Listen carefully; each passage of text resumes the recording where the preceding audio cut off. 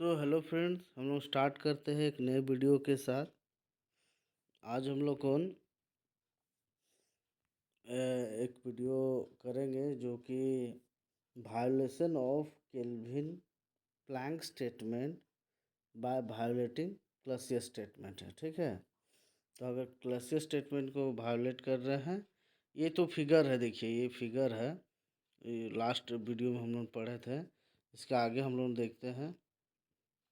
तो अभी जो है ना, वायोलेशन ऑफ क्लॉसियस स्टेटमेंट, इसको हम लोग करेंगे। Violation of Clausius statement by violating Kelvin Planck statement.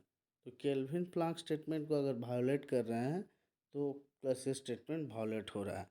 तो ये देखिए फिगर में दिया गया है कि कैसे हो रहा है। तो देखिए जैसे यहाँ पर दिया गया है कि हाई टेम्परेचर रिजर्वर है TH, जिससे QH अमाउंट का हीट आ रहा है, इनपुट हो रहा है हीट इंजन में,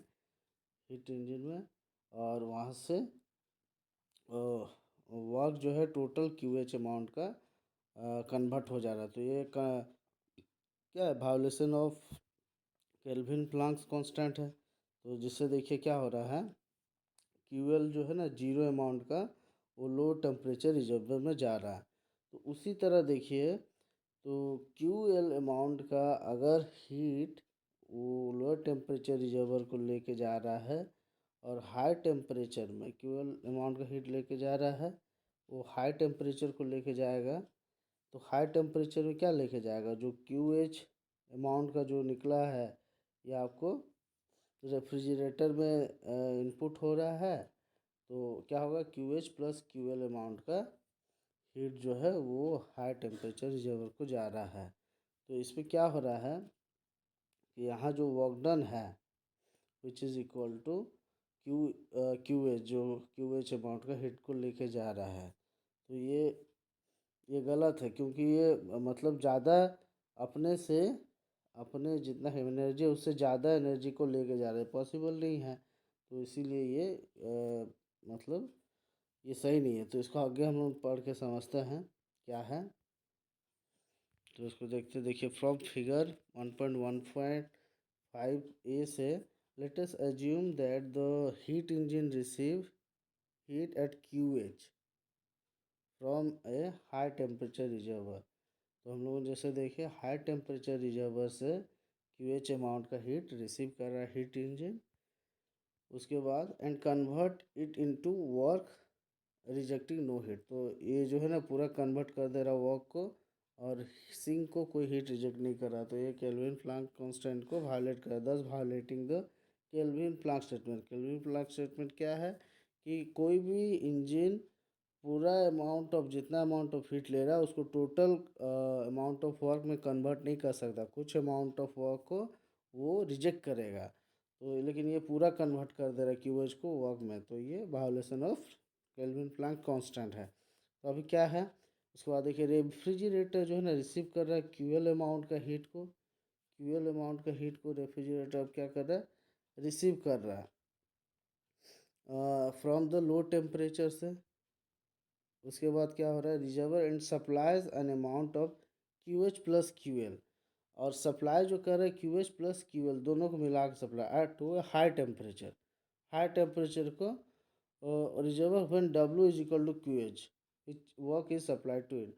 और जो QH अमाउंट, जो W अमाउंट को जो सप्लाई हो रहा है is equal to QH amount का सप्लाई हो रहा है। ठीक है, तो thus it operates to a confirm the Clausius statement. तो ये ऑपरेट हो रहा है और ये कंफर्म कर रहा है कि क्लॉसियस स्टेटमेंट है, क्योंकि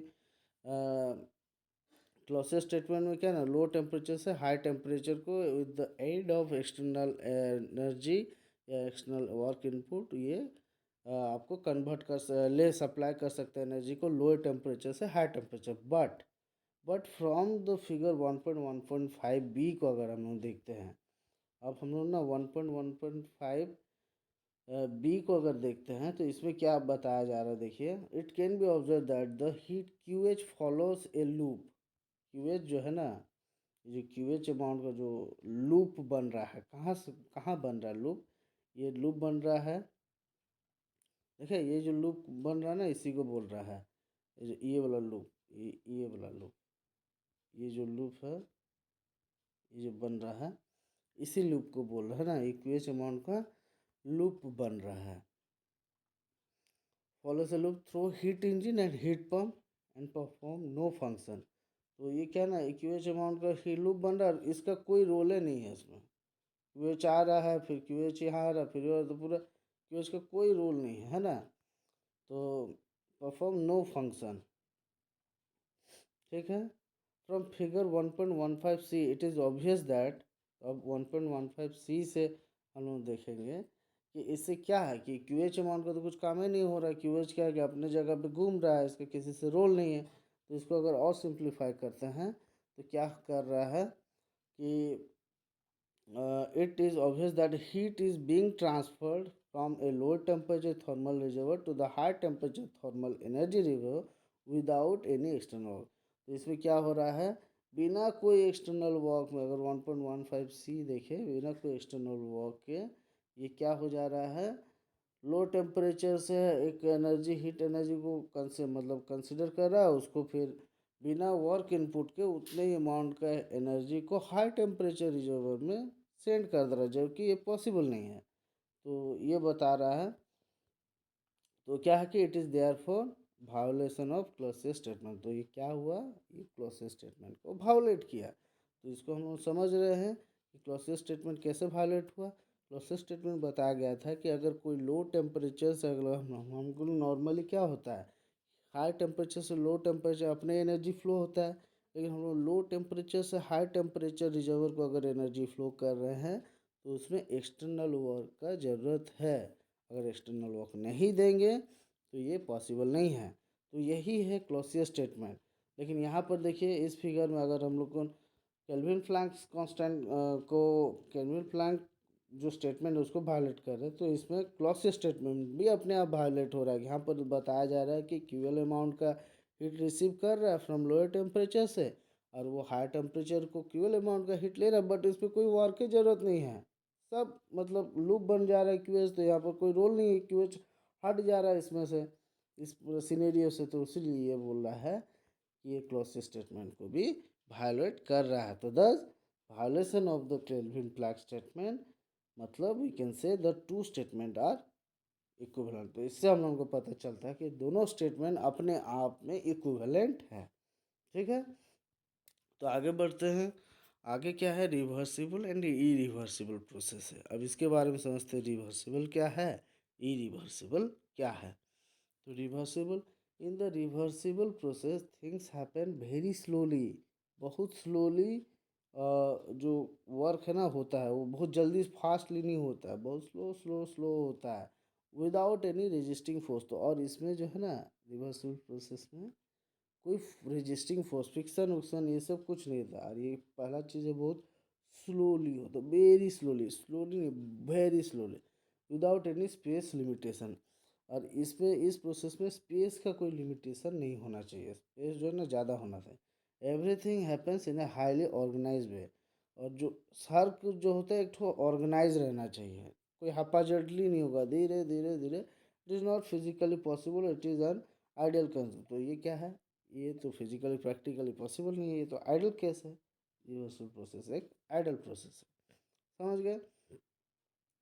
तो अब देखते हैं इंटरनली जो रिवर्सिबल है, internally reversible process system undergoes through a series of equilibrium state. तो अगर इंटरनली अगर हम लोग बोले तो सिस्टम जो है ना अंडरगोज होता है थ्रू ए सीरीज में नंबर ऑफ इक्विलिब्रियम स्टेट।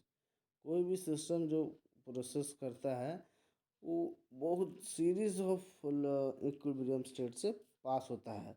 तो when the process is reverse, तो जब वो प्रोसेस रिवर्सिबल रहता है तो उस सिस्टम में जितना भी स्टेट आता है वो सब स्टेट जो है ना इक्विलिब्रियम स्टेट से पास होता है। The system pass through the exactly the same equilibrium state while returning to its initial state. और क्या है कि जब प्रोसेस होता है तो जो जिस स्टेट से जो सिस्टम पास हुआ था उसी स्टेट से वो रिटर्न होता है, उसी इक्विलिब्रियम स्टेट्स में रिटर्न होता है इनिशियल स्टेट को, ठीक है। अब क्या है, एक्सटर्नली रिवर्सिबल प्रोसेस क्या है अब समझेंगे। अब तो इंटरनली समझ गए कि क्या होता है इंटरनली, बट एक्सटर्नली क्या होता है वो समझना। एक्सटर्नली क्या होता है, heat transfer between A reservoir and A system is externally reversible process. तो एक्सटर्नली प्रोसेस में क्या होता है, हीट जो है ना ट्रांसफर होता है बिटवीन रिजर्वर से and A system is an externally reversible process. तो एक्सटर्नली क्या होता है ना, हीट ट्रांसफर होता है रिजर्वर के बीच में, और सिस्टम जो है एक्सटर्नली रिवर्सिबल प्रोसेस होता है if the surface of contact between the system and reservoir. अगर सरफेस ऑफ कांटेक्ट है सिस्टम और रिजर्वर में is at the same temperature. अगर सेम टेम्परेचर में कांटेक्ट हो रहा है किसका, रिजर्वर का और सिस्टम का, एक्सटर्नली। एक्सटर्नली जो है transfer between reservoir and system is externally reversible process कब होगा, अगर surface of contact between system और रिजर्वर, ये अगर दोनों का जो सरफेस कांटेक्ट है उसका अगर टेम्परेचर जो है कांस्टेंट है, सेम टेम्परेचर है, तब ये एक्सटर्नली रिवर्सिबल प्रोसेस बोला जाएगा। अब हम लोग देखेंगे और इसके बारे में थोड़ा समझते हैं कि क्या है। इसमें देखिए, a process says to be reversible if it is possible for its effect to be eradicated in the sense. तो प्रोसेस जो है, process is said to be reversible, अगर कोई प्रोसेस को रिवर्सिबल हम लोग बोलेंगे तो इफ़ इट इज़ पॉसिबल, अगर ये पॉसिबल है for its effect to be, इसका कुछ इफेक्ट होता है reversible process, eradicated in the sense, eradicate में हटाना जाना, that there is some way by which both the system and surrounding can be exactly restored। तो ऐसे होगा कि इसका जो सिस्टम और सराउंडिंग जो है ना वो फिर अपना इनिशियल पोजीशन में आ सकें, can be exactly restore to their respective initial state में। इनिशियल स्टेट में अगर कोई भी प्रोसेस अगर प्रोसेस काम करके अगर फिर रिटर्न आ जाता अपना इनिशियल स्टेट में, कोई भी प्रोसेस किस में, सिस्टम और सराउंडिंग दोनों, तो उसी को ही हम लोग रिवर्सिबल प्रोसेस कहेंगे। और प्रोसेस अगर इरिवर्सिबल है तो क्या होता है, if there is no exactly restore to their respective initial position. तो इसमें क्या ना है, रिस्टोर नहीं होता है एग्जैक्टली इनिशियल पोजीशन में, तो उसको हम लोग को इरिवर्सिबल प्रोसेस कहेंगे। तो अब देखते हैं, इस system that has undergone an irreversible process. तो कोई भी सिस्टम है वो has undergone irreversible process is not necessarily precluded from being stored to initial state.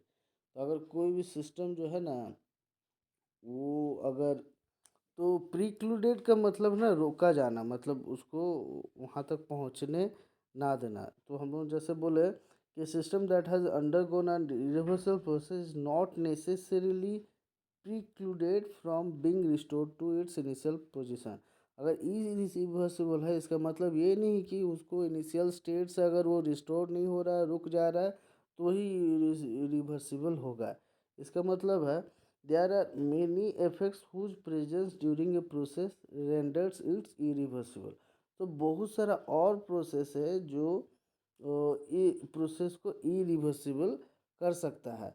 तो these are included the following. तो ये क्या क्या है इसका बारे में हम लोग समझेंगे कि खाली इनिशियल स्टेट को रोक देना रिस्टोर होने से वो इरिवर्सिबल नहीं कहा जाता। और सारा प्रोसेस है जो मतलब प्रेजेंस ऑफ इफेक्ट है जो प्रोसेस को इरिवर्सिबल करता है, तो उसके बारे में समझेंगे। These are included the following, heat transfer through a finite temperature difference. अगर हीट ट्रांसफ़र एक फाइनाइट टेम्परेचर डिफरेंस के बीच में हो रहा है तो भी प्रोसेस इरिवर्सिबल हो सकता है। अनस्ट्रेन्ड अनस्ट्रेन्ड अनरिस्ट्रेन्ड एक्सपांसन ऑफ गैस। अगर हम लोगों ने जो एक्सपांसन कर रहे हैं गैस को, उसमें ना कोई रिस्ट्रेंट नहीं है, मन मर्जी अगर एक्सपांड हो रहा है उसको कोई कंट्रोल नहीं है, liquid to a lower pressure, तो ये भी एक इरिवर्सिबल प्रोसेस है। ठीक है। तो स्पॉन्टेनियस केमिकल रिएक्शन, अगर केमिकल रिएक्शन जो हो रहा है स्पॉन्टेनियसली अचानक हो जा रहा है, mixing of matter at different composition of और स्टेट। अगर जो मैटर है उसका डिफरेंट कंपोजिशन और स्टेट में वो मिक्स हो जा रहा है, फ्रिक्शन है, इलेक्ट्रिक करंट है, इलेक्ट्रिक का फ्लो थ्रो है, रेजिस्टेंस, ये भी एक इरिवर्सिबल प्रोसेस है। मैग्नेटाइजेशन और पोलराइजेशन विद हिस्टेरिसिस, तो मैग्नेटाइजेशन या पोलराइजेशन हो जाना हिस्टेरिसिस प्रोसेस में। इन इलास्टिक डिफॉर्मेशन, इलास्टिक नहीं इन इलास्टिक, जिसमें क्या होता है कि जैसे एक रॉड को हम बेंड कर देते हैं तो बेंड हो जाता है, अगर बेंड नहीं होकर अपने इनिशियल पोजीशन आ जाता है तो वो रिवर्सिबल होगा। और ये इन इलास्टिक डिफॉर्मेशन, ये भी एक रिवर्सिबल प्रोसेस हुआ है। तो irreversible can be divided into two class, तो अब हम लोग क्या बोलेंगे, इरिवर्सिबल को भी हम लोग दो क्लास में डिवाइड कर सकते हैं। क्या है, इंटरनल इरिवर्सिबल और एक तो external irreversible. Internal irreversibility are those that occur within the system, तो विद इन द सिस्टम में अगर इरिवर्सिबिलिटी हो रहा है तो internal irreversible, while external irreversibles are those that occur within the surrounding, और एक्सटर्नल इरिवर्सिबिलिटी होता है जो है वो सराउंडिंग के साथ लिंक रहता है। नॉर्मली द इमीडिएट सराउंडिंग्स, तो वो जो सराउंडिंग रहता है तुरंत जो सिस्टम को कांटेक्ट आ रहा है वही सराउंडिंग को हम लोग को कंसिडर करते हैं। For a gas as the system, the work of expansion arises from the force exerted by the system to move the boundary against the resistance offered by the surrounding। तो अगर एक gas को हम लोग को system consider कर रहे हैं तो वर्क ऑफ एक्सपांसन होता है, तो एक्सपांसन जब होता है तो क्या होता है, तो फोर्स एग्जर्ट होता है by the system to move the boundary, boundary को मूव करवाता है against the resistance offered by the surrounding. ठीक है, तो ये सब चीज़ जो है ना ये एक्सटर्नल इरिवर्सिबिलिटी है। तो अब देखिए इसको हम लोगों ने ये फॉर्मूले के आकार में लिखते हैं, तो W इज इक्वल टू क्या है, एफ डी एक्स है, इसका इंटीग्रेशन करेंगे टोटल, और एफ क्या है, एफ जो है is equal to P into A है डी एक्स, और ए और डी एक्स जो है, ए और डी एक्स जो है ये क्या होता है, वॉल्यूम होता है, तो पी डी भी हो गया। तो here the force is the product of the moving area, तो फोर्स क्या है, product of moving area and the pressure exerted by the system. तो मूविंग एरिया कितना एरिया मूव कर रहा है और कितना प्रेशर एग्जर्ट हो रहा है वो फोर्स है। तो and A D x is the change in the total volume of the system, तो ए डी एक्स जो हो रहा है टोटल वॉल्यूम क्या चेंज हो रहा है उसको बता रहा है। तो फ्रेंड आज के लिए इतना ही, फिर हम लोग को एक नेक्स्ट वीडियो के साथ आएंगे। आपको इस वीडियो में कोई अगर डाउट है तो प्लीज़ कमेंट कीजिए, मैं उस कमेंट को क्लियर करने का कोशिश करता हूँ। तब तक के लिए बाय बाय, गुड नाइट, जय हिंद।